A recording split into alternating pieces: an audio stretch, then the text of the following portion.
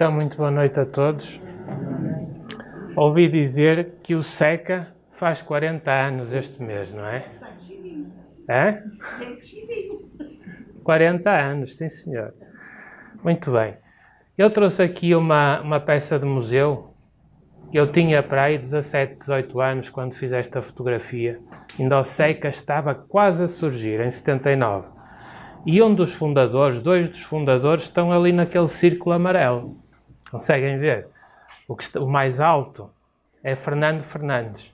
O outro senhor nunca soube o nome dele, mas conheço de vista. Certo. Eu hei de saber.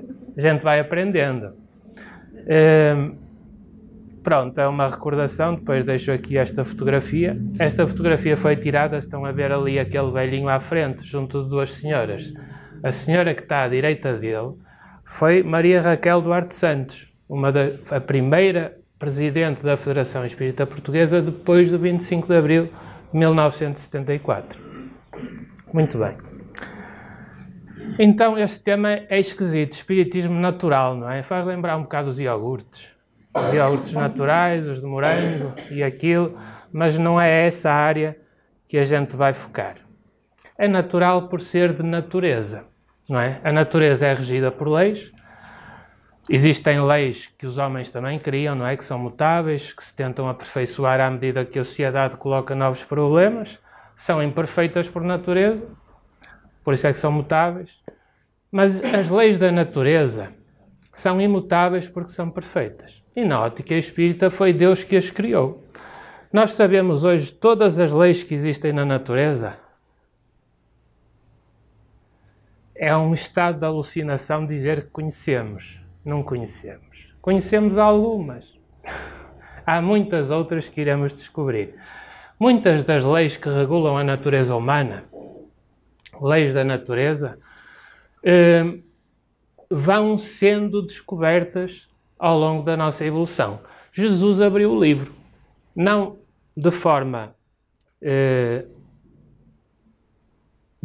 típica, digamos assim, com uma casuística perfeitamente definida, não é?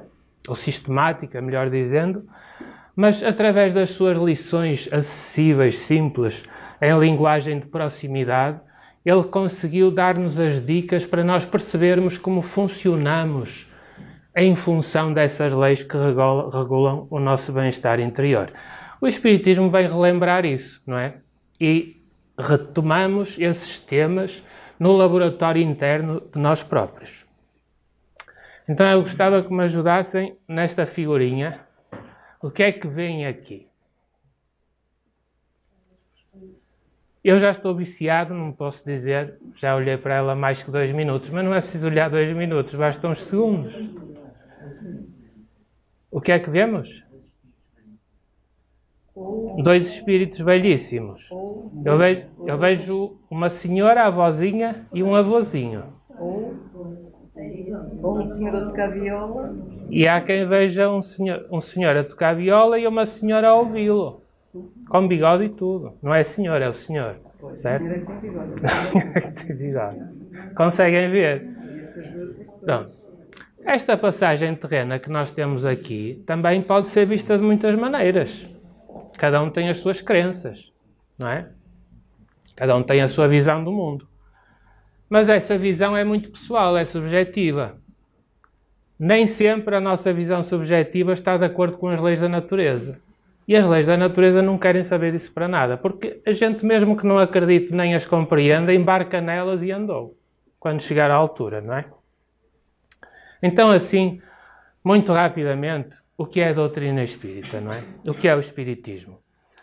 Tem alguns pontos estruturais. É uma doutrina, como se disse, que surgiu na primeira edição do Livro dos Espíritos em 18 de abril de 1857, livro de Allan Kardec, em Paris. E um dos pontos estruturais desta doutrina é a existência de Deus. Não enquanto um velhinho de barbas sentado num trono, como antigamente na história se pintava, mas como uma inteligência suprema, causa primeira de todas as coisas. Fala-nos também, através de evidências múltiplas, da imortalidade da alma. Ou seja, nós não somos corpos que têm almas. somos almas em corpos físicos temporariamente, não é? Fala-nos do corpo espiritual. Quando o corpo físico morre, nós desligamos-nos de forma muito pessoal, não é? Cada caso é um caso. E passamos a viver na dimensão espiritual com um corpo espiritual, não é? Tudo continua. Também nos fala da comunicabilidade dos espíritos desencarnados. Existem várias faculdades mediúnicas que, de forma mais ou menos explícita, nos trazem informações da vida espiritual. Aquele céu e aquele inferno que se pintava mesmo antes de surgir o cristianismo, só que não era tão terrível, no dizer de Allan Kardec no livro O Céu e o Inferno, não são, de facto, situações reais com que nos deparamos quando partimos para a vida espiritual. Nem vai haver um juiz, de facto, a dizer-nos: tu portaste bem, vai para ali, tu portaste mal, vai para acolá. Isso também é um simplismo. É a nossa consciência que nos cobra, em tempo útil, aquilo que de facto nos cumpre corrigir, não é? Fala-nos também da reencarnação, das vidas sucessivas. Mostra-nos a Terra como uma escola fantástica, cheia de possibilidades, a que nós vimos as vezes que forem necessárias, quando for possível, para reunirmos situações muito concretas de aprendizagem no momento evolutivo em que nos encontramos. Fala-nos também de uma dessas leis da natureza, que é a lei de causa e efeito, que os agricultores já conhecem desde os alvores desse horizonte evolutivo. Quem semeia, colhe. Quem não semeia, não colhe nada. Não é? Mas de acordo com as sementes, as sementeiras que vamos fazendo, nós podemos, passado um tempo, aguardar algum tipo de semeadura dentro de colheita, dentro de certas condições, não é? E se nós observarmos bem, é isso que acontece até no trato do dia-a-dia. Quando nós chegamos junto de alguém que até está trombudo, com stress, não é? Ou teve uma noite mal dormida e a gente entra com um clima bem disposto, com um sorriso aberto, não é? Aquilo é contagiante.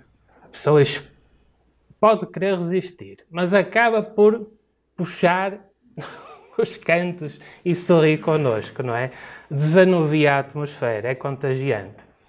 E nós vemos que muitas vezes não temos atenção, não temos cuidado na forma simples como lidamos uns com os outros no dia-a-dia, até em casa, que é a grande oficina por excelência, onde as arestas das nossas personalidades passam mais ou menos subtis, disfarçadas no trato comum, na rua, no trabalho, mas em casa elas estão lá e com a convivência de proximidade aquilo chispa.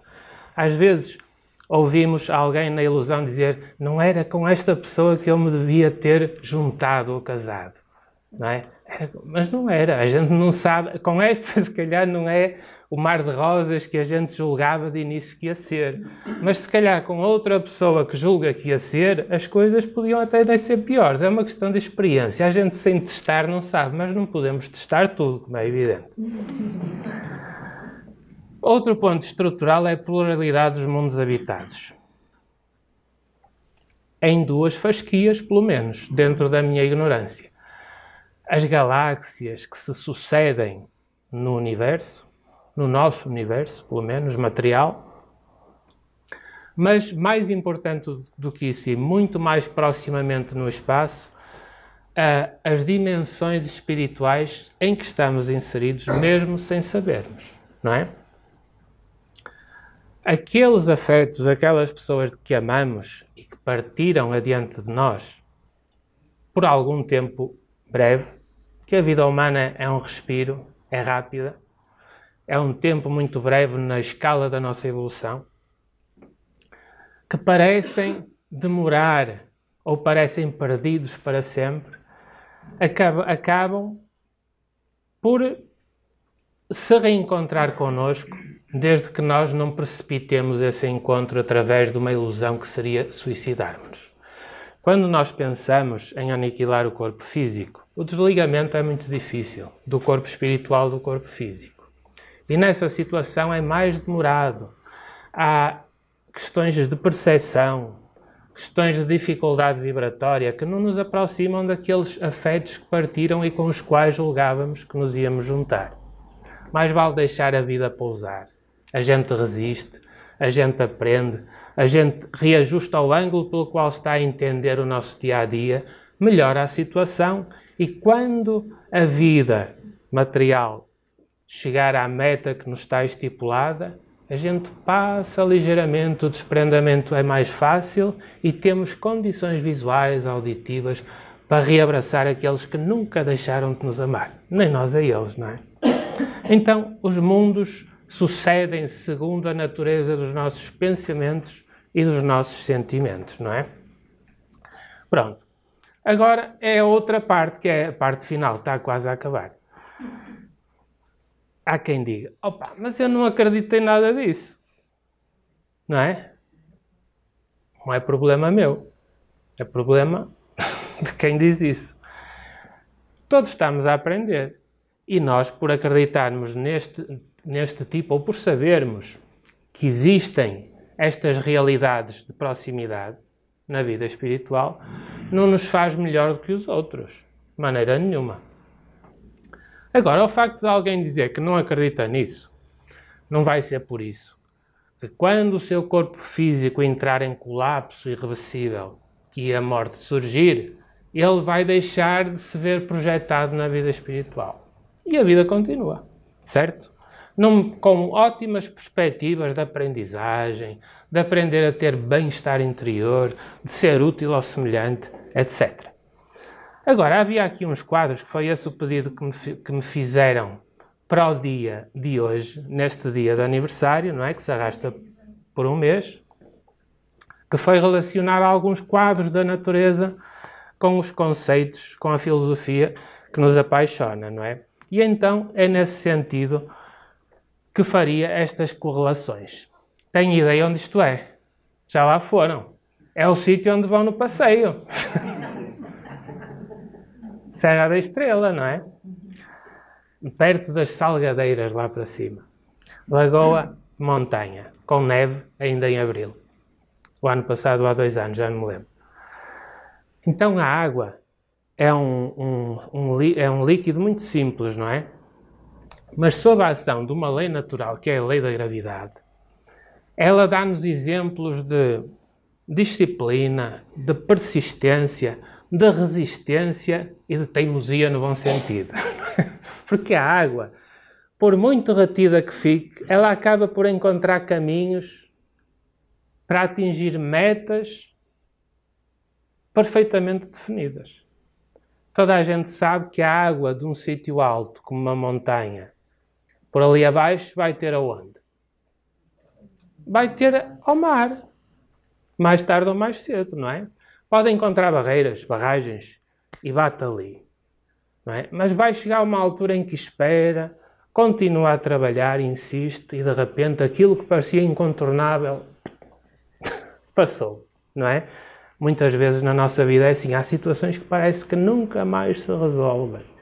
A gente espera, continua a trabalhar, de repente aparece uma luz, não é? Então, há um poema de Maria Dolores em psicografia de Francisco Cândido Xavier que diz, a dada altura, que a pedra beija, a água beija a pedra que a magoa. Naqueles rios de montanha que passa a água por aquelas pedragulhos por ali fora, pum, as cambalhotas por ali fora, não é? Só quando chega mais perto do mar é que é um rio suave, tranquilo, cheio de nutrientes, não é? E cá temos o mar, que é a meta dos rios e dos ribeiros, não é? O mar é imenso, não é? Gigantesco, grandioso, não é?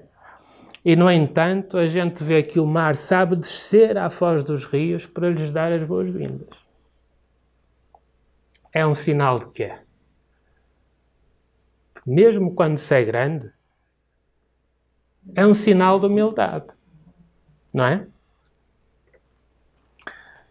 Sabem o que é isto, não é? Isto é na costa da Argentina, mas acontece pelos oceanos todos. Vê-se do espaço, é um pico da explosão de fitoplâncton. Plantinhas microscópicas que existem nos oceanos. Pois eu, nesta altura, até me estou a sentir um bocado ingrato, porque hoje é a primeira vez que estou a pensar nisto. O oxigênio que eu estou a respirar é maioritariamente produzido por estes seres ínfimos que existem nos oceanos aos milhões. As pequeninas coisas, numa ação ritmada e conjunta, conseguem espalhar benefícios por tudo quanto é sítio. Se a gente imaginar que se tiver um pouquinho de disciplina e conseguir ter uma predisposição interior melhor no dia-a-dia para ser mais fraterno, para ter mais paciência, para gostar mais do nosso próximo, para o amar, nós vamos juntar uma data de pequeninas atitudes, de pequeninos pensamentos por ali fora, como o fitoplâncton, e de repente, quando passarem 40 anos, como o seca, a gente vai produzir sem saber uma data de bênçãos. Não acham que tem razão? Isso foi um bocado consentido. Muito bem. Esta planta não existe aqui nos nossos estuários, mas é uma planta muito engraçada. Existe no estuário do Sado, existe na Ria Formosa, no Algarve, ela não tem nome comum, é a Cistanche filipeia, e está para os botânicos que inventam assim os nomes escritos no grupo das saprófitas. Isso quer dizer o quê? Que ela não tem clorofila. Então ela está associada, pelas raízes, a uma data de plantas de proximidade que têm clorofila.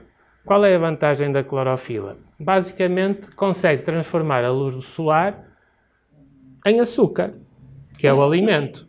Como ela não consegue produzir alimento, associa-se pelas raízes a espécies com clorofila na proximidade e elas dão-lhe alimento, não é?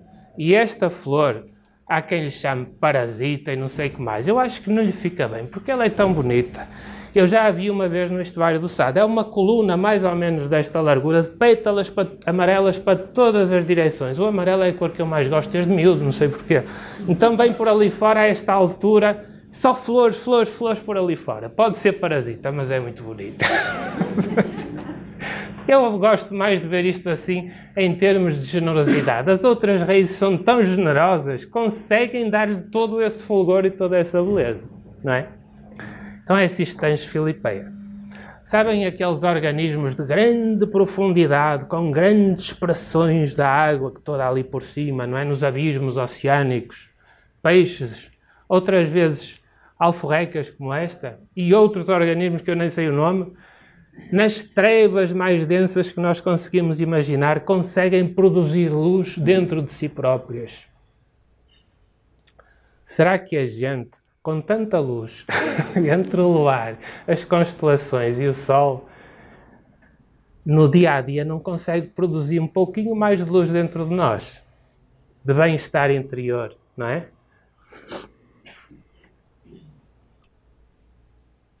A gente diz mal disto, diz mal, caramba, falhou a eletricidade. E às vezes a gente gosta mais de praguejar contra a EDP ou lá o que seja, não é? Do que acender uma luz. Não é? Antigamente, quando era miúdo, faltava sempre a luz no Natal. Não sei se era assim com muita gente, mas no Natal faltava sempre a luz. E aquilo era praguejar contra a companhia de eletricidade, quanto era sítio. Pronto, mas depois lá se acendiam os lampiões. Ora bem, ali no mar Mediterrâneo, nós temos várias... O nome é muito engraçado, também não tem nome comum. É um nudibranquio, uma lesma marinha. E esta lesma marinha não come plantas, parece que come algas. É Elysia tímida. Não há aqui nenhuma Elysia, pois não. Pronto. Existem meia dúzia de Elysias no Mediterrâneo, mas a Elysia tímida está a ser mais estudada por alguma razão. E então, este organismo animal come pequenas algas? Não come. Falei mal. Ingere pequenas algas, mas não as digere. No fundo, inventou a agricultura, porque as algas dentro dela têm clorofila, não são plantas, mas têm clorofila, e como vivem ao alcance da luz solar, em oceano, em profundidades não muito profundas, perdoem a expressão, as algas recebem, como ela é meio transparente, recebem a luz do sol, produzem açúcar para elas e para a lesma, não é? Agora, é chamar lesma a alguém que pode até ser um elogio, não é? Ela ingere, mas não preda. Não é um fenómeno engraçado, não é? Olha, isto foi mesmo num tronco de uma árvore aí no meio da rua. São os líquenes. Os líquenes dão-nos na natureza exemplos subejos de cooperação, que é uma grande virtude. Os líquenes não são só um ser vivo, são dois seres vivos. É um fungo e uma alga. E nenhum deles isolado conseguia viver no tronco desta árvore. Tem que colaborar para sobreviver. Ou seja, a alga ajuda a reter a umidade que o fungo precisa. Também produz alimento. Por sua vez, o fungo consegue protegê-la dos ultravioleta do sol e da desidratação. E nós temos os líquenes, que são seres vivos fantásticos. Há alguns amarelos, está ali um a querer espreitar, mas ainda está muito pequenino, não é? Mas estes foram os que se arranjaram porque aguentam muita poluição, há outros que não. Os líquenes falam-nos assim de cooperação. E depois temos também as sementes. As sementes são figuras, são seres extraordinários. No fundo, são embriões com casca, não é? Imaginem, eu às vezes imagino, uma semente na lama, na escuridão do solo. Espera, aguarda, nas condições de temperatura e umidade para que está programada, de repente desperta. E a plântula, aquelas folhinhas tão tenras, tão puras, não é, tão frágeis, de repente começam a sujar-se na terra, não é, a enlamear-se. Sabem por intuição que o sol está para cima por causa da lei da gravidade também, não é? E conseguem, tenras, frágeis, passar pela lama toda, procurar a luz, não é? Por ali fora até que afloram acima da terra. Só há riscos. Pode passar um boi e pisar, pode passar um caracol e comer, não é? Só há perigos. Mas mesmo assim, ela vai no programa dela. E o sol chega ali, ela aproveita as energias, os nutrientes dos cotilédonos, não é? Da semente. As raízes já estão ali assim a começar a procurar nutrientes, botou a âncora, não é? E começa ali a galgar, a crescer, a crescer, a crescer e a produzir serviços, a juntar-se ao fitoplâncton, mas nunca lhe chega aos calcanhares, não é? Então, se nós virmos bem, isto faz-me lembrar uma vez o meu filho mais novo, assim num dia mais ou menos de junho ou julho, ao fim da tarde, parei à porta da minha sogra, que as mulheres gostam sempre de fazer isso, a nós, digamos assim, parei à porta da minha sogra antes de jantar, cansado, o meu cérebro já estava esquálido, já não tinha açúcar para consumir. E ouço a voz daquele pequenino de 5 anos, sentado no banquinho atrás do carro. Eu ali que eu dizer-me assim com uma voz pungente: "Ó pai, eu não queria morrer." Eu até acordei, caramba.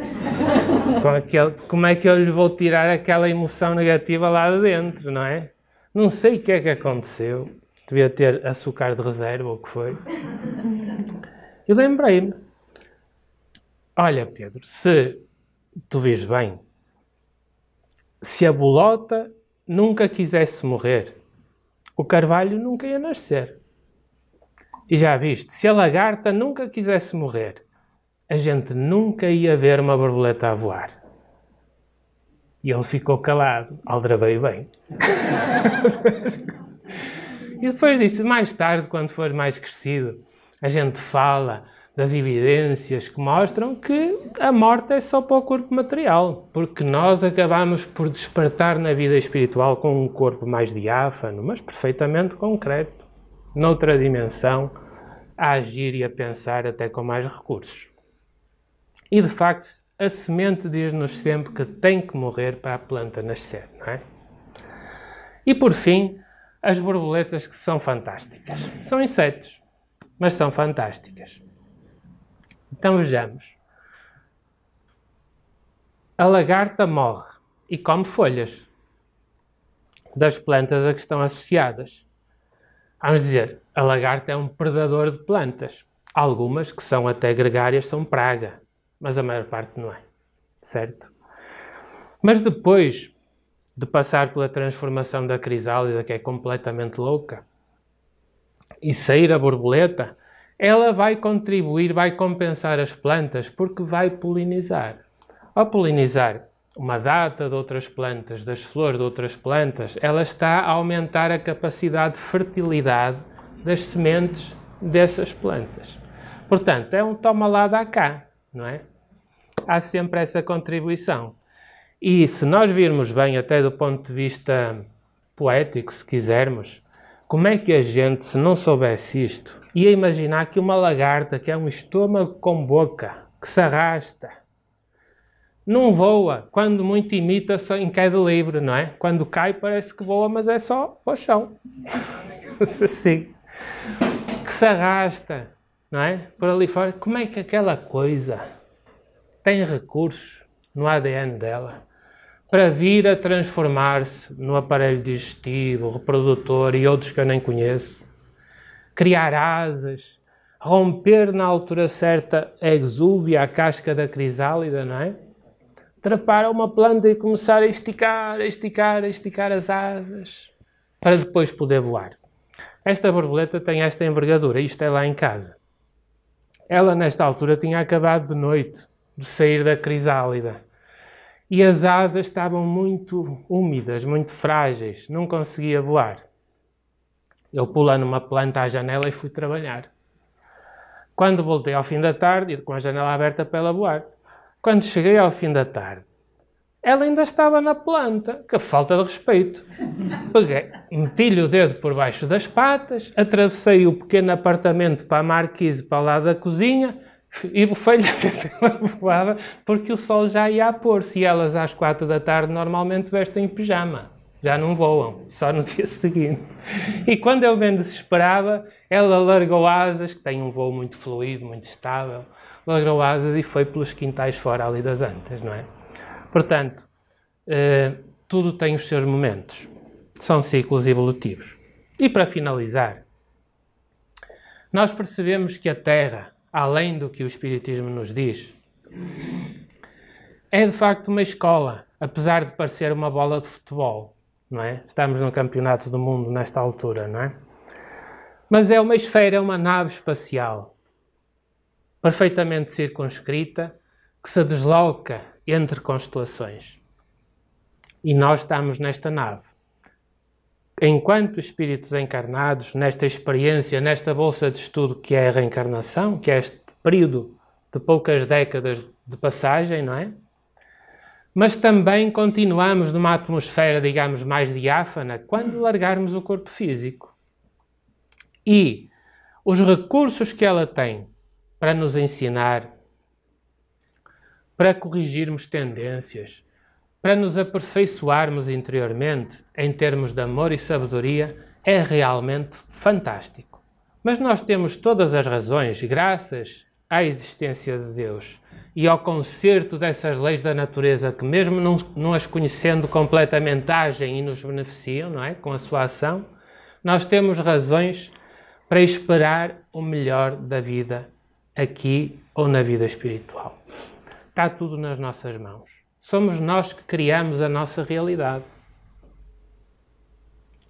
A forma como nós respondemos ao que nos acontece no dia-a-dia, como reagimos, é que vai definir a nossa realidade interior. E na vida espiritual é igual. Ninguém julgue que por se transferir daqui para a vida espiritual dá um salto de melhoria. É a mesma coisa. Seja espírita ou não seja espírita. É tudo igual. Há muita gente que não é espírita que se dá muito melhor do que os espíritas na vida espiritual. Porque são as leis da natureza que funcionam, não é a etiqueta, nem a abraçadeira. Não é? Allan Kardec criou um chavão. Fora da caridade não há salvação. O que é a caridade? É o amor em movimento. Aquele amor de que nos falava Jesus. Não é? E é a grande lição que nós, mesmo sem sabermos, estamos hoje a aprender. Já aprendemos alguma coisa ontem, mas continuaremos a aprender muito amanhã. Esta associação faz hoje 40 anos. muitos parabéns. É muito jovem. Eu conheci vários dirigentes ao longo das décadas desta associação e digo com toda a sinceridade e consciência do que digo, de que está muito bem dirigida, está muito bem orientada, tem colaboradores de uma dedicação fantástica, completamente comovente, e bem-ajam por todo esse caminhão, esses caminhões de tiro de trabalho que desenvolvem todas as semanas aqui no SECA, que, apesar da ajuda generosa, prodigiosa dos amigos espirituais que estão sempre presentes, não é?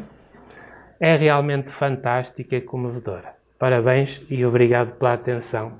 Desculpem qualquer maçada.